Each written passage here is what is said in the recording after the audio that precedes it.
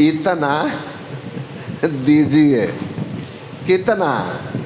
जामे कुटुम समाए, अब मैं भी भूखा ना रहूं, साधु न भूखा जाए। इतना तो कबीर साहब ने भी कहा कि चाहिए कि मैं भी भूखा ना रहूं। और गृहस्थ हैं तो हमारे परिवार के लोग भी भूखा ना रहें, और साधु न भूखा जाए। कोई सज्जन, कोई अतिथि हमारे घर आए हैं तो मैं उनको भी भोजन करा सकूं, इतना तो कबीर साहब भी कहते हैं चाहिए। इसीलिए अन्नप्राशन जो है, यह अन्न की महत्ता को बताता भी है, और अन्न किस तरह ग्रहण करना चाहिए। एक दिन नहीं, प्रत्येक दिन अन्न को प्रसाद की तरह ग्रहण करना चाहिए। तुम ही निवेदित भोजन करहि, तुलसीदास ने लिखा है, भोजन नियमित परमात्मा को अर्पित करके करना चाहिए।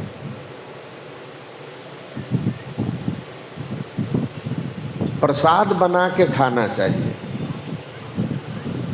अब प्रसाद तब बनता है जब उसको भगवान के चरणों में अर्पित करते हैं, इसीलिए अन्न का दोष भी मिट जाता है। भोजन बनाने वाले की प्रवृत्ति उस भोजन में प्रवेश करती है। अन्न उपजाने वाले से लेकर के अन्न बेचने वाला, जिन जिन हाथों से वह अन्न गुजरा है, सबके अच्छे बुरे संस्कारों को वह अन्न अपने में समाहित किया है, सबकी भावनाओं को अपने में समाहित किया है। इसीलिए जब आप उस अन्न को ग्रहण करते हैं तो जैसा खाए अन्न वैसा होए मन, हमारा बुद्धि विचार वैसा ही बन जाता है। सात्विक, राजस, तामस, हमारी ये मन की जो 3 स्थितियां हैं, ये भोजन पर बहुत निर्भर करती है। आपने सुना होगा जब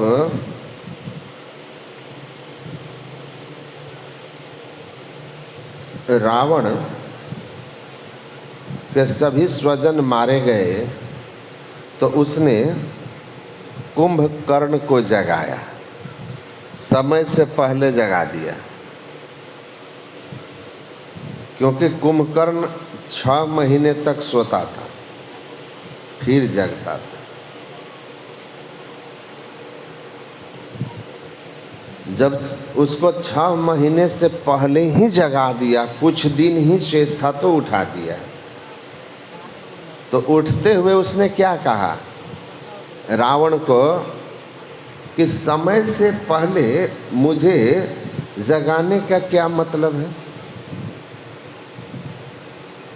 क्या कारण है।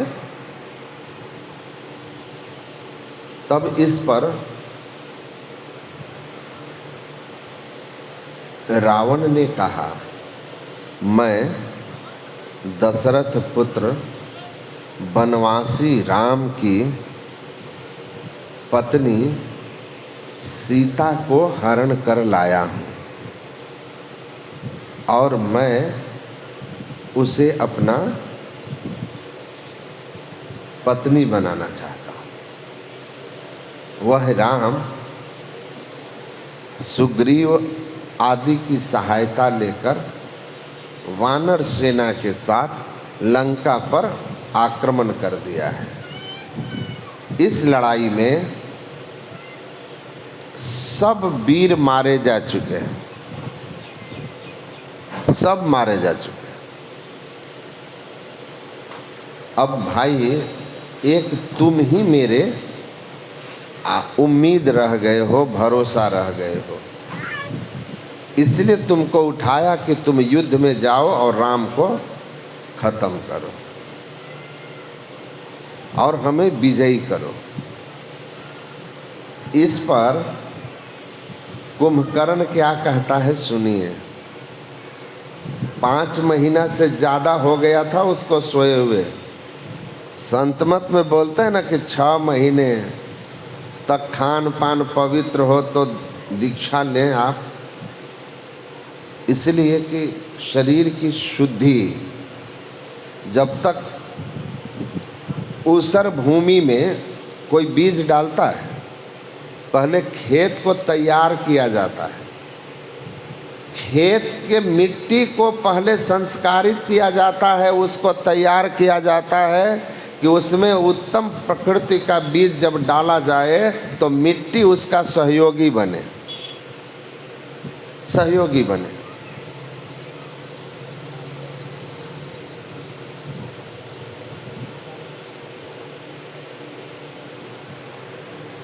तो फसल अच्छी होती है। उसी तरह हमारा शरीर 6 महीने तक अगर खान पान पवित्र रखेगा तो फिर इसके तामसी भोजन जो मांस मछली अंडा आदि हैं, नशा हैं, उन तामसी संस्कार जो हैं वो दमित हो जाते हैं। तब हम सही अर्थ में दीक्षा के अधिकारी होते हैं।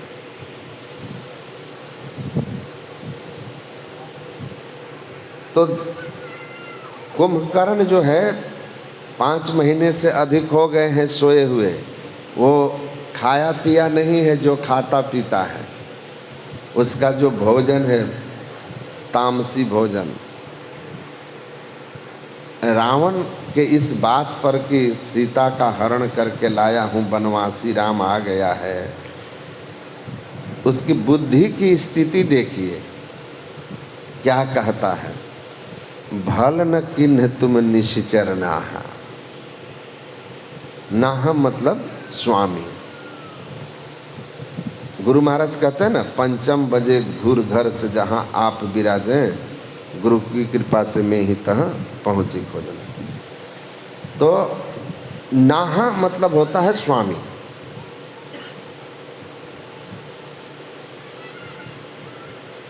कहा कि हे राक्षसों के स्वामी राजा, तुमने अच्छा नहीं किया, अब मोहि आव जगाव ही कहा। तुमने सीता हरण जैसा कुकृत्य करके अच्छा नहीं किया है, अब मुझको जगा कर क्या फ़ायदा। पहले ही जगा कर के सलाह ले लिए होते तो हम तभी आपको मना कर दिए होते। अब क्या जगा रहे हो भाई, सबको तो मरवा दिया। कहा रे सुनो, तात राम प्राकृत नर नाही, पूरन ब्रह्म लखहु मन माही, भूखे भार हरण अवतारा, आ कहहु नारद सुनहु बहुबारा। कहा तुम भूल गए, हमको याद है कि त्रेता के अंतिम चरण में भगवान विष्णु का अवतार होगा महाराजा दशरथ के यहाँ राम के रूप में। भूल गए? क्यों होगा? तो भूखे भार हरण अवतारा। धरती पर पाप का जो भार है, पापियों का जो भार है, उन पापियों के संहार के लिए जब जब हो ही धर्म के हानि, बाढ़ असुर अधम अभिमानी, तब तब धरि प्रभु विविध शरीरा, हरहि कृपा निधि सज्जन पीरा। तो उनका अवतार होगा। वो साधारण मनुष्य नहीं है, प्राकृत नर नहीं है, आम आदमी नहीं है।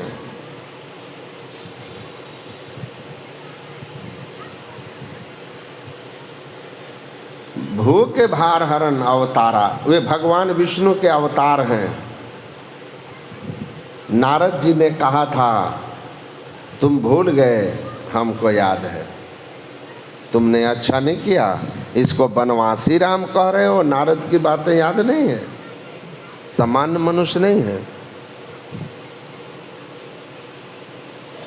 अब माता सीता को हरण करके ले आया, जगदम्बा हरियाण के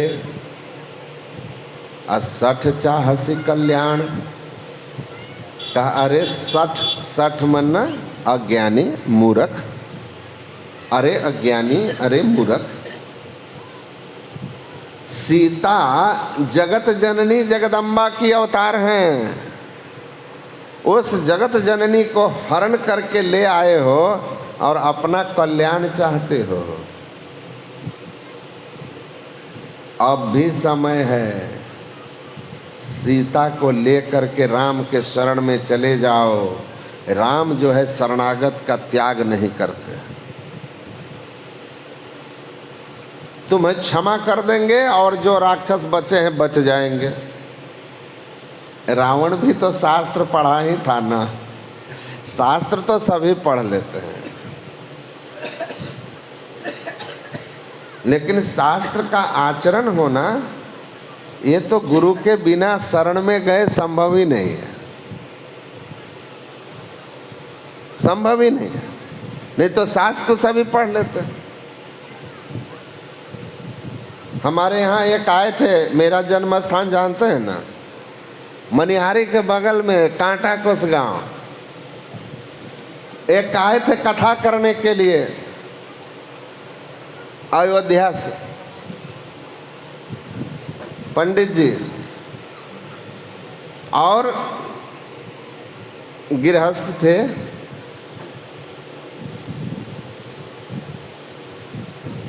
रेट तय करके आए थे, दाम तय करके आए थे। कथा बहुत सुंदर सुनाते थे। हमारे गांव के पांडे जी और एक मिश्रा जी, दोनों आदमी उनके आओ भगत में हमको भी बार बार फोन करते, आइए आइए, बड़ा दुर्लभ कथाकार आया है। हम बोले कि चाचा हम उस दुनिया में हैं, ये कथाकार लोग दुर्लभ नहीं होते हैं, ये तो आए होंगे भाड़े किराए पर, फरमाइशी गीत गाने वाले होते हैं। ये धर्म प्रचारक नहीं, धर्म को धंधा बनाने वाले लोग हैं। इनका धर्म रोजगार है, धंधा है, जगत कल्याण इनका उद्देश्य नहीं है। ये हमारी तरह त्याग करके जीवन में नहीं आए हैं। ये तो धर्म से अपना घर मकान दुकान बना करके विदेशों में बच्चों को पढ़ाने वाले लोग हैं। हम लोगों के तरह त्याग करके आ करके समाज के कल्याण के लिए परेशान होने वाले लोग नहीं हैं। ये महर्षि में ही नहीं है जो जमींदारी छोड़ करके निकल जाता है, देह धरे करे यही फल भाई, भजिए राम सब काम बिहाई। इनके लिए तो राम रोजगार है भाई। लेकिन आप कह रहे हैं कि बड़ा दुर्लभ है, तो आ जाता हूं, सुन लेता हूं। मैं गया, अंतिम समय में गया, मैं गया तो लोगों ने कहा कि भारत के त्याग पर जो इन्होंने कथा कही सबको रुला दिया। और जानते हैं उनकी विदाई के समय लोगों ने कहा कि महाराज जी आपको सारा कुछ दे दिया, लाखों में तो दे दिया, चंदा कम हुआ है, चढ़ावा आपको तो जितना उम्मीद थी उससे 5-10 गुना ज़्यादा चढ़ गया है। 25,000 रुपया छोड़ दीजिए, हम लोगों को कम हुआ है, क्योंकि चढ़ावा भी सब वही ले लेते थे। उन्होंने कहा कि हम 2 दिन 3 दिन रुक जाते हैं आप लोगों के साथ, क्योंकि अभी हमारी आगे 10-15 दिन कोई कथा है नहीं। गांव में चंदा करके 25,000 ले लेंगे तभी जाएंगे, हम लेन देन में कोई समझौता नहीं करते। वही लोग हमको कहने लगे कि इसका ज्ञान तो केवल किताबें भर है। हम बोले ये मंच, ये चौकी और चौका में बड़ा अंतर होता है इन लोगों का। भगवान बुद्ध धर्म प्रचारक के लिए फी लिया करते थे, उनका कोई फीस था?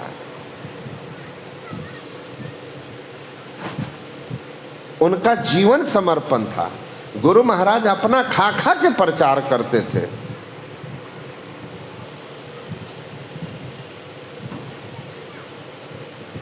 तो एक व्यवस्था है। मैं धर्म सम्मेलन में गया, वहाँ के आयोजक बोले कि बाबा कल सब विदाई समारोह 10 बजे होगा।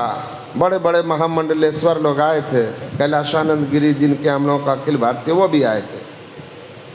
मैं कहा कि भैया हमारा तो कार्यक्रम है, हम सवेरे निकल जाएंगे, और हम निकल गए। कोई विदाई नहीं लिया मैं, और किसी की विदाई मुझे जानकारी हुई कि 50,000 रुपया से कम नहीं हुआ था, अब मैं चल दिया। हमारा आगे कार्यक्रम है, हम अपने निर्धारित समय पर जाएंगे, भेजना होगा भेज देना। बाद में आयोजक का फ़ोन आया, कहा बाबा आप विदाई छोड़ के भाग गए, और एक आए थे दूसरे, कैलाशानंद गिरी जी की बात नहीं कर रहा हूँ, वो नहीं, कोई और थे, उनका नाम लेके बोला वो आए, उनको जितना सबको दिए दे दिए। अब वहाँ जाने के बाद वहाँ से बार बार फ़ोन करके अकाउंट नंबर भेजे हैं, कहते हैं कि और 50,000 भेजो, उतना में नहीं होगा। तो हम बोले पता कर लीजिएगा, पता चल जाएगा कि वो कौन है। तो हमको बोलते हैं कि वो भागवत कथाकार हैं। तो हम बोले कि तो इसीलिए तो धर्म और रोजगार में तो जमीन आसमान का अंतर है ना।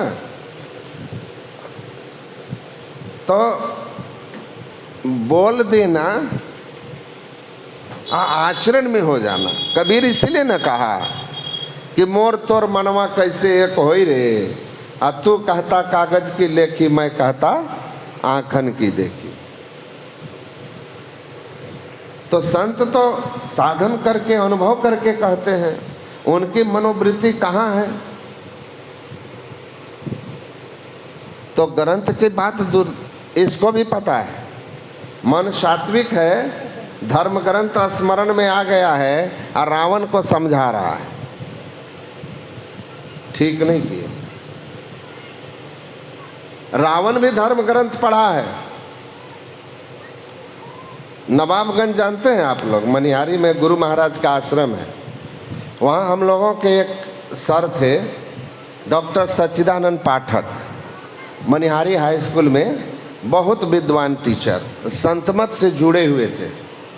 एक बारात आई थी वहाँ पर, बारात मधुबनी जिले की थी, और वहाँ बैठ कर के आपस में धर्म चर्चा हो रही थी। अलग अलग धर्म शास्त्रों से बारातियों और सरातियों के बीच तर्क वितर्क चल रहे थे। उसमें एक बुजुर्ग थे, कहीं से कोई किसी पुराण से पूछता था ना, तो वो उसका जवाब दे देते थे। बाद में कहते हैं थोड़ा अहंकार से कि 24 घंटे तो मैं सरस्वती से भी पराजित नहीं होऊंगा, लेकिन वो विद्या की देवी है, तो हमको 24 घंटे के बाद पराजित कर देगी। पर 24 घंटे तो शास्त्र में मैं सरस्वती को भी पराजित करने नहीं दूंगा। बड़ी वाहवाही हुई, बड़ी लोगों ने तारीफ की उनकी। पाठक जी के परिवार के ही किसी की शादी थी, तो जब भोजन की बारी आई ना, तो 2 पंडाल बना था। एक जो दरभंगा का स्वाभाविक भोजन है, मांस मछली अंडा, मांस मछली, उसकी व्यवस्था थी बारातियों में। और जो मांस मछली नहीं खाने वाले थे, सत्संग से जुड़े हुए लोग, उनके लिए अलग पंडाल था, अलग बनाने वाला था, अलग बर्तन था। तो हुआ कि अब भोजन करने चला जाए, तो सब लोग जाने लगे। पाठक जी सत्संगी ये जाने लगे, जिधर सात्विक भोजन था। और वे जो बोले थे कि 24 घंटा तक तो हम सरस्वती से भी शास्त्रार्थ कर लेंगे, वो जो है पाठक जी के साथ नहीं जाने लगे और पाठक जी को कहते हैं कि हमारा तो मांस मछली चलता है, चलता है। आश्चर्य हो गए सच्चिदानंद पाठक जी।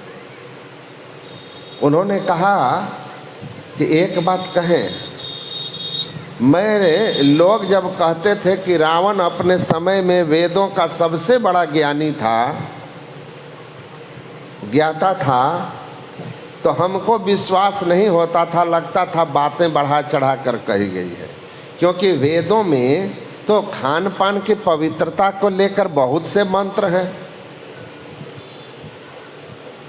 देवोपहार व्याजेन यज्ञ व्याजेन वा अथवा घनंति जंतुगत घृणाम घोरा तयांति दुर्गतिम।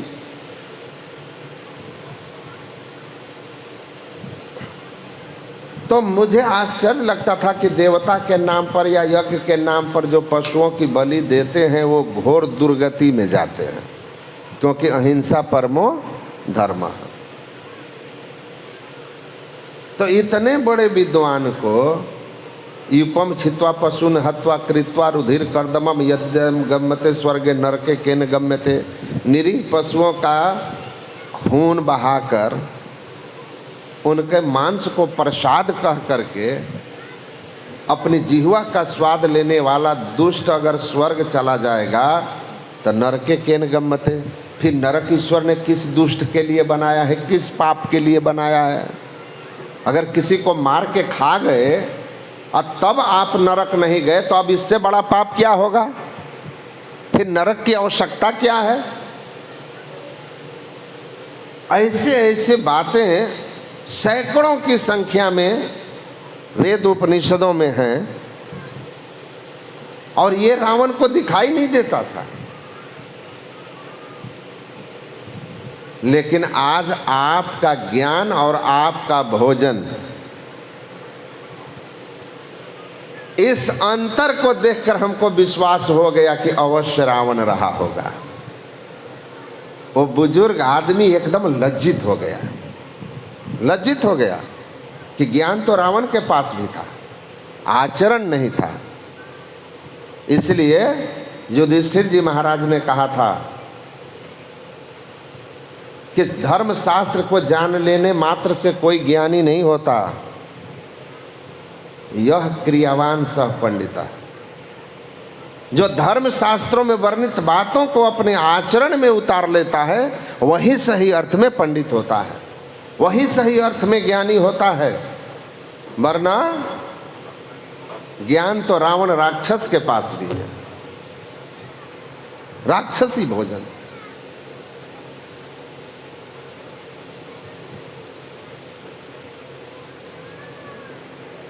तो रावण समझ गया है कि ये अन्न का प्रभाव जो इसके खान पान है उसका प्रभाव खत्म हो गया है। 5 महीना हो गया।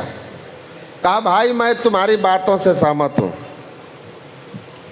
तुम भूखे हो, पहले भोजन कर लो, फिर दोनों भाई बैठ करके विचार करते हैं आगे क्या करना है।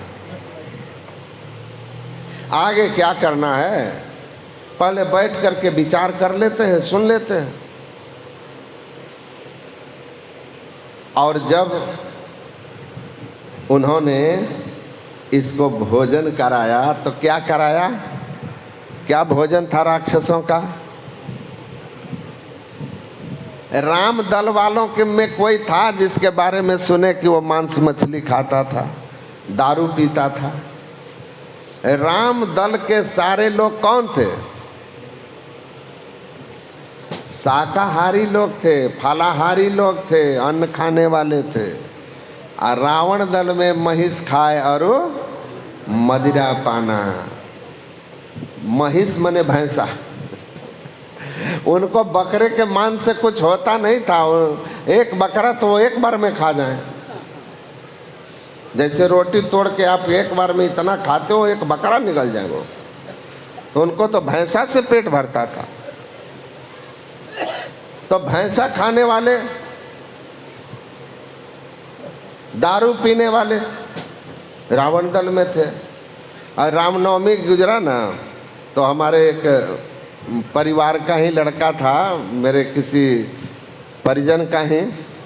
तो रामनवमी में जय श्री राम करके जा रहा था लोग, रैली निकली थी। तो मैंने उसको देखा, गाड़ी से हम लोग जा रहे थे। फिर हम जब चले गए तो अपने गांव गए, फिर वो आया तो मैंने कहा कि तुमको देखे रैली में बड़ी खुशी हुई, अच्छा काम में तो तुम लोग कम ही रहते हो, तो अच्छा लगा देख करके। लेकिन एक बात बोलेंगे, ये डंडा झंडा में डंडा लगा के जय श्री राम कह देने मात्र से भगवान श्री राम के भक्त नहीं हो जाओगे। भगवान श्री राम के सारे भक्त जो थे ना, वो अन्न और फल खाने वाले थे, वो मांस मछली मुर्गा खाने वाले नहीं थे, वो रावण दल के लोग थे। इसलिए पूरा राम भक्त बनना है। अगर जय श्री राम का झंडा उठा लिए हो तो जय श्री राम के भक्तों का जैसा आचरण होना चाहिए वो भी बना लेना, नहीं तो भगवानों सोचेंगे कहाँ से ही आ गया है मेरे दल में घुसपैठिया। ये घुसपैठिया कहाँ से बांग्लादेशी आ गया है नकली पहचान पत्र लेकर के, हिंदुस्तान का नागरिकता। तो भगवानों को अफसोस होगा तुम्हारे ऊपर। तो हंसने लगा। तो जो भी हो, लेकिन समझा कि बात मैं सही कह रहा हूँ।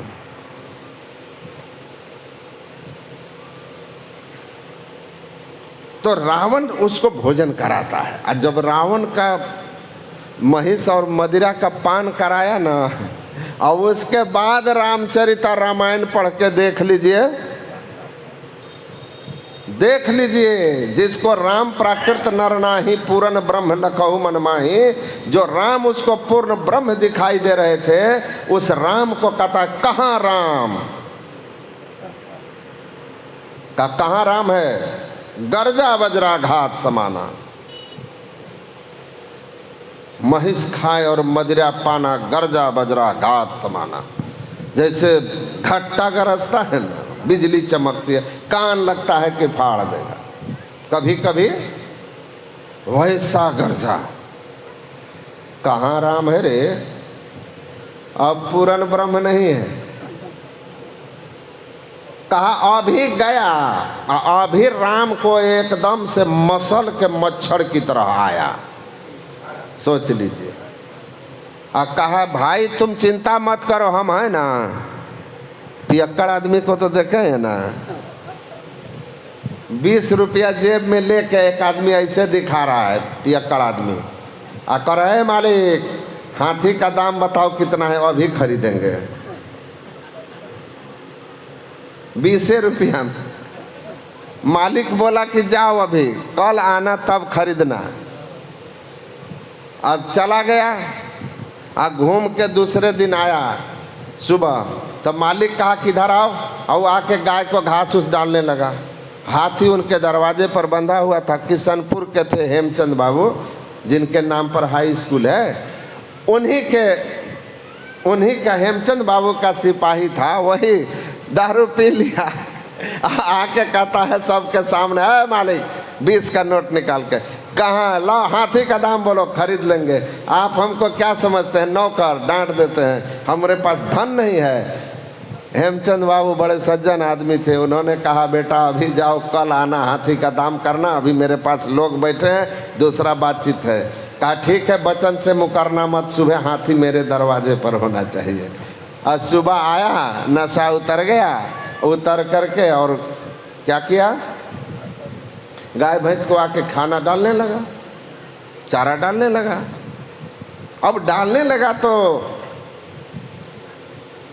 उनको क्या कहते हैं, देखा, कहा सुनो सुनो सुनो, हाथी का पहले दाम फाइनल करो, हमको पैसे की जरूरत है।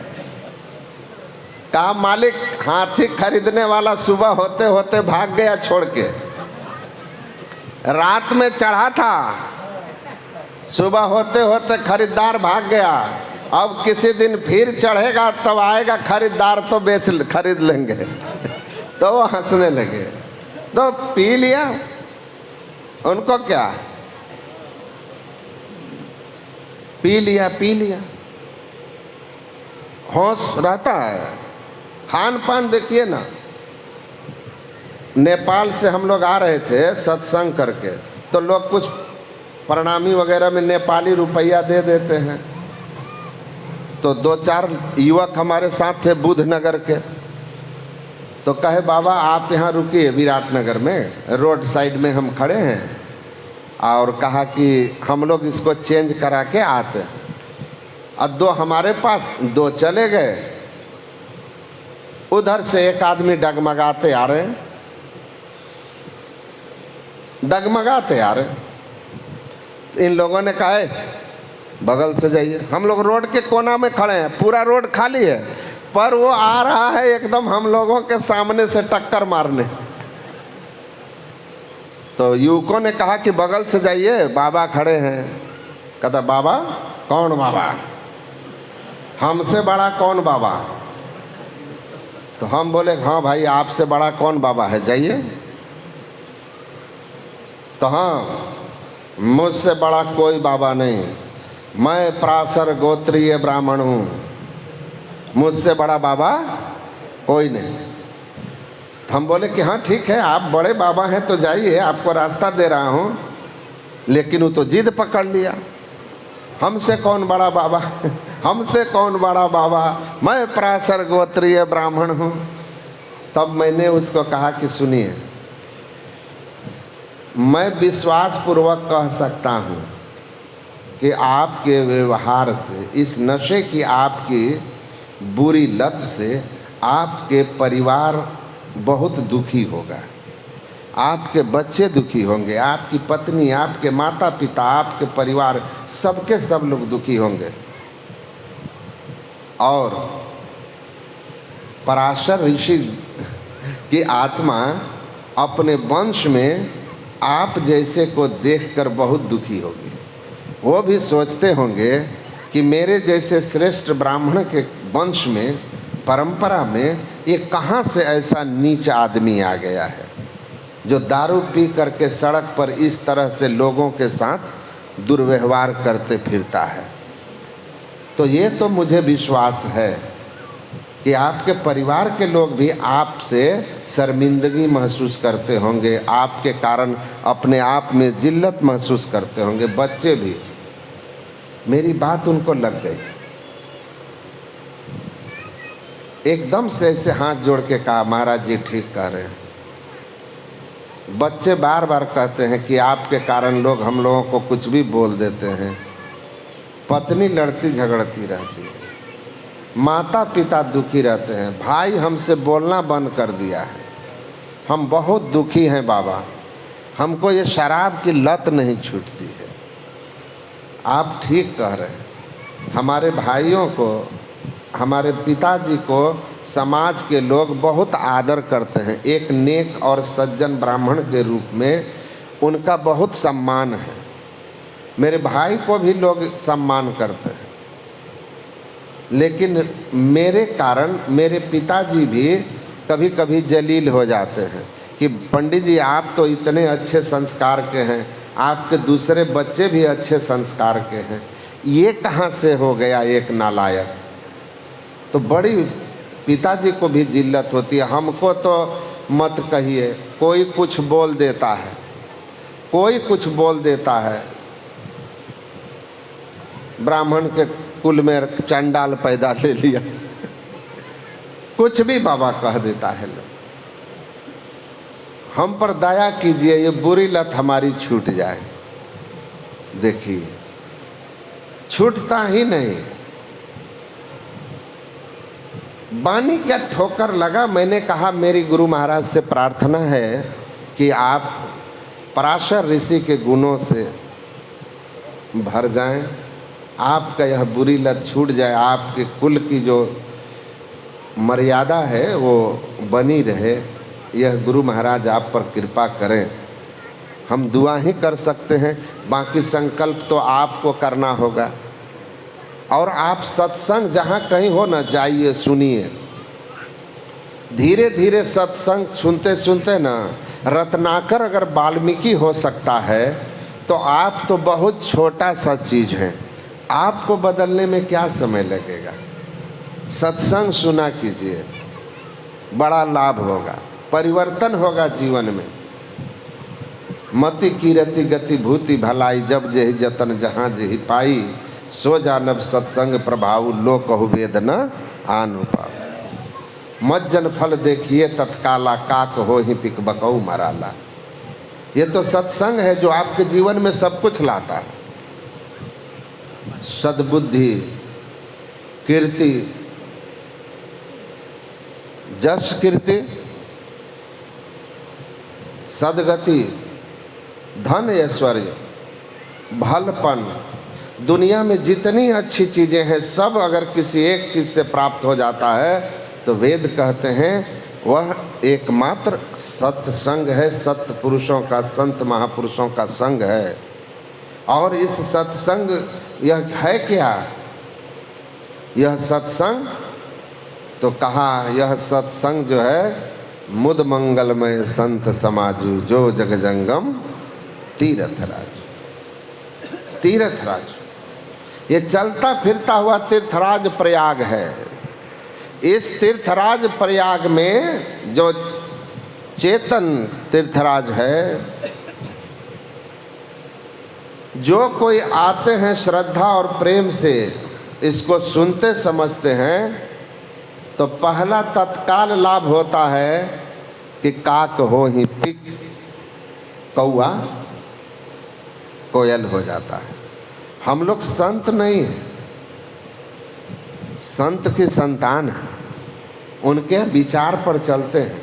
लेकिन एक आदमी देखिए, थोड़ा सा उसको जब समझाया तो जो अभी तक कह रहा था हमसे बड़ा बाबा कौन, हमसे बड़ा बाबा कौन, वही हमको कह रहा है कि आशीर्वाद दीजिए कि हमको यह लत छूट जाए।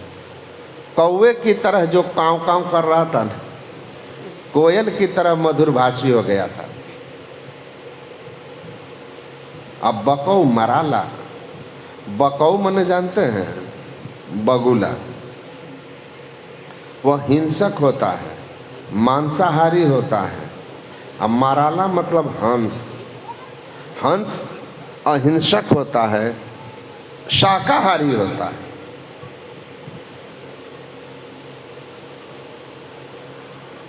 वैसे ही जीवन में परिवर्तन होता है। सत्संग से बहुत सारे लोग शाकाहारी हो जाते हैं। कर्कश वाणी वाले धीरे धीरे बोलना चालना सीख जाते हैं, सुधार हो जाता है बोलने के तौर तरीके में। यही ना हुआ कौआ का, और क्या। तो संसार में सब कुछ सत्संग से मिलता है, संग के प्रभाव से मिलता है।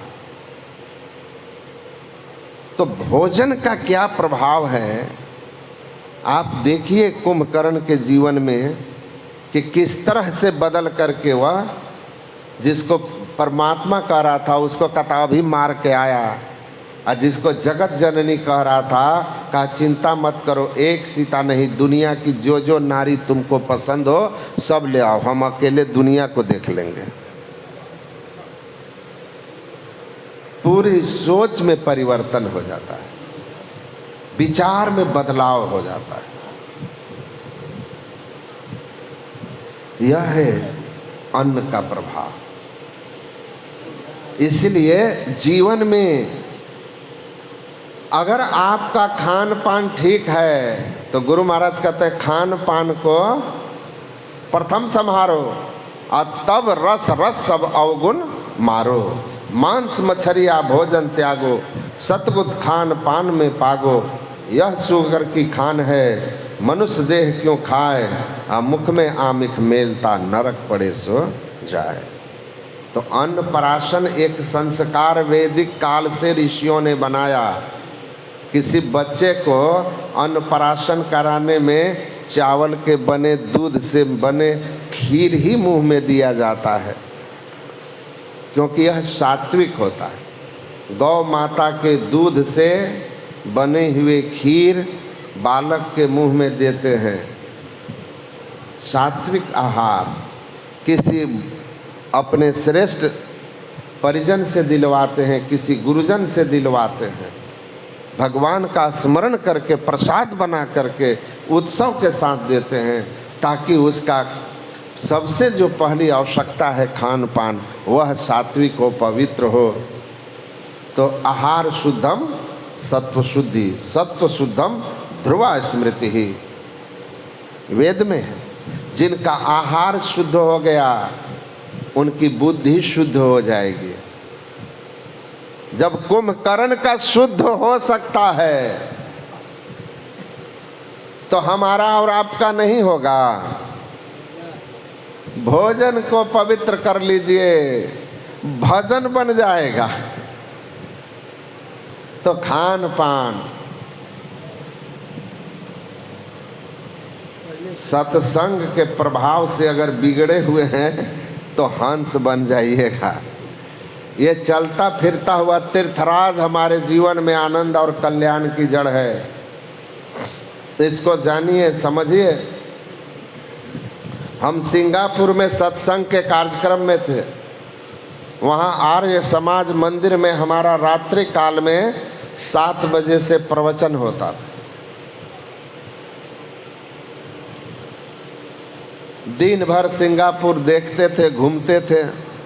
सायंकाल में लोग कारोबार रोजगार करने वाले भारतीय मूल के लोग, कुछ उनके मित्र जो स्थानीय होते थे वो भी आ जाते थे।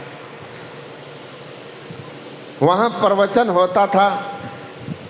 और इस कार्यक्रम के बहाने विदेशों में क्या होता है कि कोई भी कार्यक्रम हो तो जो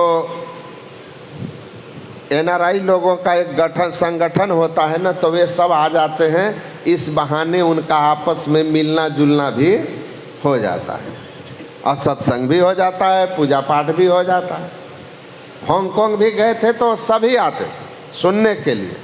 कोई राजस्थान का है, कोई कर्नाटक का है, कोई तमिलनाडु का है, कोई बिहार से है, कोई झारखंड से है, कोई नेपाल से है, कोई यूपी से है। भारत के विभिन्न क्षेत्रों के लोग जो वहाँ पर काम करते हैं, इंजीनियर हैं, डॉक्टर हैं, मजदूर हैं, वे सब आते हैं। उनका अपना एक संगठन है, वो सुनते हैं आकर। उनमें जिनको अच्छा लगा, जिनको पसंद आया तो साधन भजन करने के लिए दीक्षित भी होते हैं। तो सिंगापुर में जब मैं वहाँ प्रवचन किया तो एक दिन मैंने ईश्वर भक्ति के क्रम में खान पान की पवित्रता पर बोला। तो मैं वहाँ एक होटल में था। सिंगापुर का वो एरिया जहाँ मैं था उसको लिटिल इंडिया कहते हैं, क्योंकि वहाँ इंडिया मूल के लोग ज़्यादा संख्या में हैं। उस क्षेत्र का नाम ही लिटिल इंडिया है। वैसे घूमा तो मैं बहुत दूर दूर तक, लेकिन रहना लिटिल इंडिया में था। वहीं मंदिर भी है, आर्य समाज मंदिर है, महालक्ष्मी का मंदिर है, भगवान शंकर का मंदिर है। तो 2 विद्यार्थी प्रवचन के बाद मेरे कमरे में आए। तमिल थे दोनों। आए तो एक तो ठीक ठाक था, श्रद्धा भक्तिवंत था, पर एक तार्किक बहुत ज़्यादा था। वो आया और हमसे कहता है कि स्वामी, ये साउथ में स्वामी जी नहीं बोलते लोग, खाली स्वामी बोलते हैं। स्वामी बोला, स्वामी मैं आई आस्क यू समथिंग, आपसे कुछ पूछूं? तो मैंने कहा यस। तो उसने कहा, स्वामी during your discourse you spoke everyone should go through meditation and satsang for the peace and bliss in life। स्वामी, सभी किसी को सुख शांति में जीवन के लिए सत्संग और ध्यान करना चाहिए। आपने कहा, मैंने कहा यार ठीक है, व्हाट्स प्रॉब्लम, आपको क्या प्रॉब्लम है? कहा but I am not agree, मैं इससे सहमत नहीं हूँ। This may be your way of getting happiness, but my way of getting happiness is have a meat, fish, drink and dance. So don't impose your way of happiness for everyone. मतलब ध्यान सत्संग करके सुख पाना, ये शांत सुख पाना, आनंद पाना, ये आपका तरीका है। लेकिन हमारा तरीका सुख पाने का, आनंद पाने का है have meat and fish and drink and dance. मांस मछली खाना, शराब पीना, नाचना, ये हमारा खुशी, समझ गए ना? सुख पाने का ये हमारा तरीका है, एंजॉय करने का, इसमें हमको एंजॉय मिलता है। तो आप सब पर आप अपने तरीके जो हैं सुख शांति पाने का, वह दूसरों पर मत थोपिए। Let them enjoy as they wish. जो जैसा तरीका से एंजॉय करना चाहें उनको करने दीजिए स्वामी। तो मैंने कहा कि आप इस बात पर कायम रहना कि जिसको जो तरीके से प्रसन्नता मिले वह तरीका उसको अपनाना चाहिए। मैंने कहा you have to be stick to your opinion, don't deviate from it. कहा यस।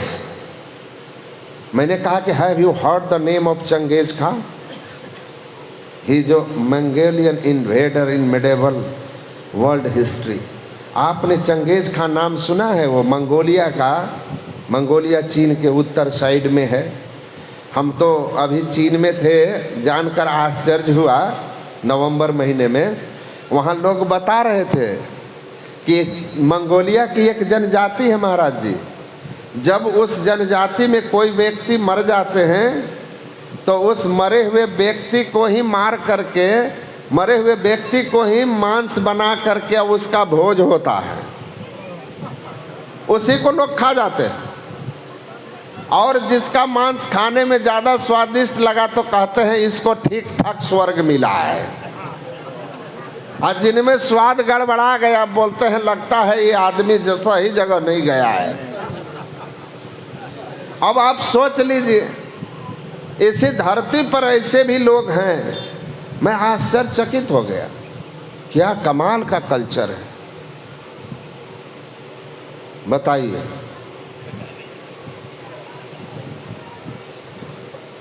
तो मैंने कहा चंगेज खां का नाम सुने हो ना? मध्यकालीन विश्व के इतिहास का एक बड़ा क्रूर शासक था। उसका आगमन यहाँ तक हुआ था, अपने देश में भी हमला किया था। वो जहाँ कहीं भी हमला करता था ना, गांव को ख़त्म कर देता था। बूढ़े जवान सबको बंदी बनाया, बहुत बच्चे तच्चे को मार उड़ के आग लगा के गांव को उजाड़ देता था। चंगेज खान से क्रूर शासक विश्व इतिहास में कोई नहीं हुआ। खोपड़ी का वो पहाड़ बना रखा था। अगर किसी खोपड़ी में थोड़ी भी उसको कहीं दिखाई दे देता था ना कि खोपड़ी में खरोंच है, तो कहता था कि इस खोपड़ी को बदल दो। अब बदलने के लिए उसके साथ में जो अंगरक्षक रहता था उसी में किसी के एक का गर्दन काट के उसी समय बदल देता था। गए आप। वो करता क्या था कि वो जो लोगों को गुलाम बना के लाता था ना, तो उसमें जो नौजवान हैं उनको तो अनेक तरह से दास बना करके सैनिक सेवा में, कृषि कार्य में, अनेक तरह के काम में लगा देता था। महिलाएं जो नौजवान होती थी उनको भी काम में लगा लेता था। लेकिन जो बूढ़ा होता था, बूढ़ा बूढ़ी, उसके साथ वो क्या करता था, उनको रखता था। और सुबह जब वो दरबार में आना रहता था ना, तो तैयार होकर उसका पहला काम था कि एक गुलाम को ले आओ। जैसे मुर्गे को हलाल करते हैं ना, देखते हैं ना, आज छटपटाता है, तो चंगेज खां वही करता था, गला को काट दिया, हलाल किया। अब खून का फव्वारा बहता था और जिसका गला काटा वो छटपटाता था। वो बहते हुए फव्वारे खून का देखकर और छटपटाते हुए आदमी को देखकर वो कहता था, now I am feeling cool, मस्त हो गया मैं। उसको नशा छा जाता था और नाचने लगता था, एकदम आनंद से भर जाता था। ये उसका तरीका था प्रसन्न होने का। तो मैंने उस नवयुवक को कहा, मैं I ask you now, could you say the way Changez Khan was getting happiness was right? वह तरीका जो चंगेज खां अपनी खुशियों के लिए अपनाता था, क्या वह तरीका सही था? किसी को हलाल करना, उसको तड़पाना और फिर उससे प्रसन्न होना। तुमने कहा कि जिसको जिस तरीके से प्रसन्नता मिले वह तरीका उसको अपनाना चाहिए। तो क्या this was the right way? Can you justify the act of Changez Khan? कहा no, this is not right way. तो मैंने कहा देन, तो without harming others we should enjoy. दूसरों को बिना कष्ट दिए हमको इंजॉय करना चाहिए। दूसरे को कष्ट देकर सुख लेना यह अनुचित है। मैंने कहा कि मीट और फिश, जो तुमने कहा कि having meat and fish is the my way of getting happiness, is my way of getting happiness, तो क्या मुर्गे को जो मांस तुम लेते हो या बकरे का मांस या किसी भी जीव का मांस खाते हो या मछली खाते हो, तो क्या मछली या जिसको मारते हैं मांस प्राप्त करने के लिए वो तड़पता नहीं है? मुर्गे को तुमने देखा है कैसा छटपटाता है जब उसको हलाल करके छोड़ा जाता है? तो मांस खाओगे तो चंगेज खां की तरह ही मांस आएगा। वो तड़पा के छोड़ देता था, तुम तड़पवा के खा जाते हो। वो आदमी को तड़पाता था, तुम पशु को तड़पाते हो। कष्ट तो पशु को होता है, तब तो तड़प रहा होता है। तो आपका मांस खाना क्या चंगेज खां का एक्ट नहीं है? मछली को जल से निकालते हैं, कैसे तड़पती है देखते हैं, श्वास नहीं ले पाती है। आपके नाक को बंद कर दिया जाए, मुंह को बंद कर दिया जाए, आप कैसे छटपटा के प्राण त्यागते हैं, वैसे मछली जल से निकल करके श्वास के बिना तड़प तड़प के मरती है। और उसके मांस को आप खाते हो और कह रहे हो कि मांस मछली खा करके प्रसन्नता मिलती है मुझको। तो ये आपका जो रास्ता है ये चंगेज खां वाला नहीं है, इसमें दूसरे को कष्ट नहीं हो रहा है। तब कहा yes Swami, this is not right. मान लिया, कहा नहीं, नाउ आई एम एक्सेप्टिंग। मान लिया मैं इतना गहराई से नहीं सोचा था। तब फिर क्या कहता है कि ये तो मान लिया, लेकिन ड्रिंकिंग में, दारू, शराब, वाइन, ये तो किसी जीव को मार के नहीं बनते, ये तो फल के रस से, अन्न से, इसी से बनते हैं ना, अन्न और फल से। तो इसमें क्या हार्म है? दारू पी करके नाचने में अगर हमको एंजॉय करते हैं, पी करके एंजॉय करते हैं दोस्त नाच करके डिस्को में साथ में, तो इसमें क्या दिक्कत है? मैंने कहा मांसाहार हत्या का पापी बनाता है। अष्टघातका में एक घातक मनु महाराज ने कहा, अष्टघातक में एक घातक मांसाहारी है खाने वाला।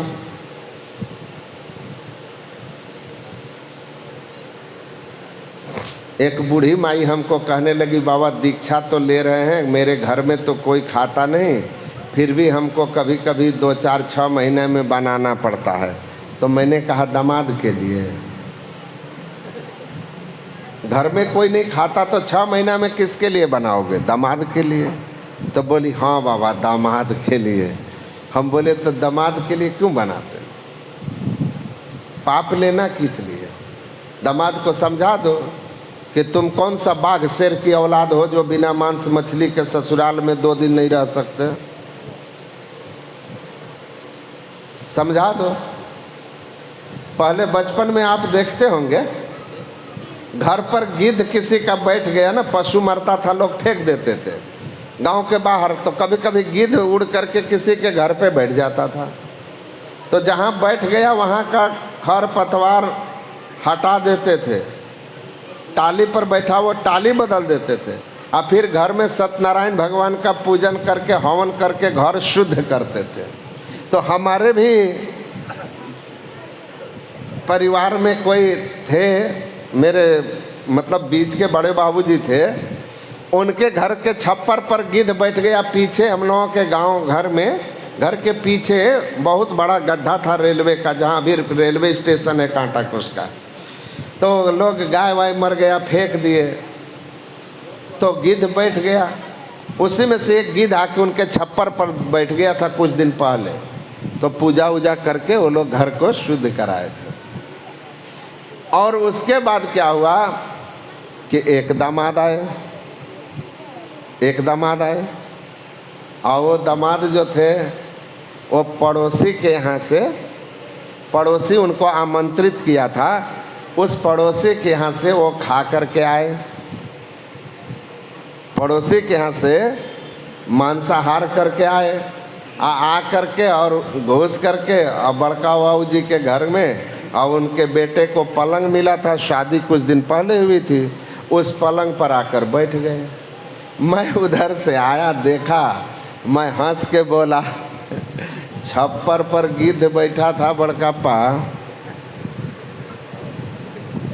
सत्यनारायण भगवान की कथा हुई थी, अब तो देवते वाला घर में पलंग पर आके गिद्ध बैठ गया है, अब क्या कीजिएगा? ये गिद्ध का क्या कीजिएगा? ये तो साक्षात गिद्ध आ गया। तो बोलते हैं हमको गिद्ध बोल रहे हैं आप। हम बोले आप महागिद्ध हैं। गिद्ध मरा हुआ को खाता है, गिद्ध जिंदा को कभी मार के नहीं खाता। आप लोग जिंदा को मरवा के या मार के खाते, आप लोग महागिद्ध हैं। अब हमको देखना है कि इस बार सत्यनारायण भगवान का पूजा होता है कि नहीं होता है। ये महागिद्ध के घर में घुस जाने से तो पूरे घर में हवन होना चाहिए। तो अब देख लीजिए, तो समझ देखिए, एक मुँहे घर अन्न न सीझे। कबीर साहब ने कहा एक मुँहे सीझत रसोई। घर में अगर कोई मर गया तो उस दिन घर का चूल्हा नहीं जलता। अब बकरा मर गया, मुर्गा मर गया, तो सीझत रसोई। रसोई में वही मुर्दा पक रहा है, और खाने के लिए घर के लोग उस दिन बहुत उत्सव में हैं। सोचिए क्या समझ है, क्या धर्म का ज्ञान है। इनको शास्त्रवाद से मतलब नहीं है, ये बनावटी शास्त्रों की बातों को उठा के ले आके आपके सामने रख देंगे। असली शास्त्र तो वेद उपनिषद है, गीता है, वहां से दिखाओ कि कहाँ लिखा है।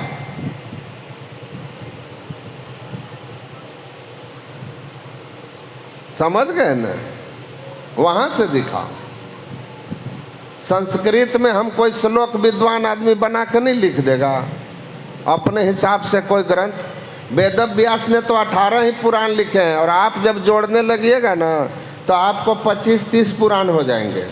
ये बाकी के 10-12 पुराण कौन लिखे? ये सब जलिया राइटर लोग हैं जो अपने हिसाब से लिखे हैं, ताकि हमारा व्यवस्था ठीक ठाक रहे और मांस मछली खाते हुए भी हमारी गरिमा बनी रहे, नीचे नहीं गिरे। लेकिन जब आदमी ठीक ठीक संत सदगुरु के शरण में चला जाता है ना, तो समझ जाता है कि कहाँ कहाँ बनावटी है और कहाँ कहाँ असली है। क्योंकि असली जहाँ है वहीं गुरु महाराज छुए, बाकी सार सटीक लिख क्यों दिए थे।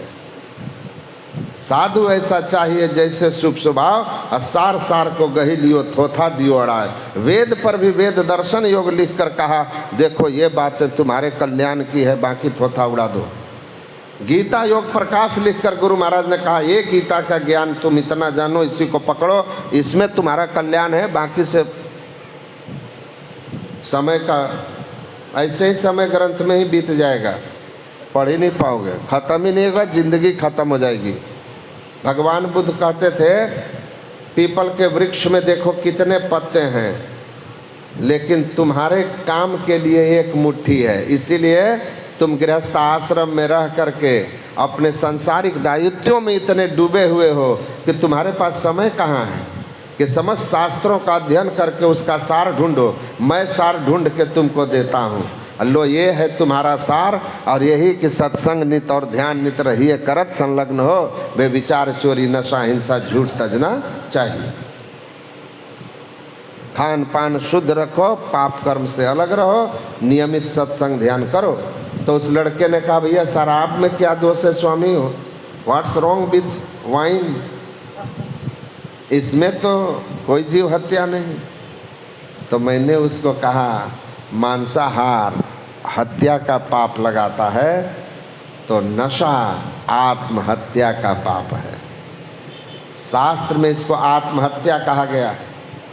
कुरान में, मुसलमानों के कुरान में शराब को हराम इसलिए कहा है कि जहाँ पर शराब को हराम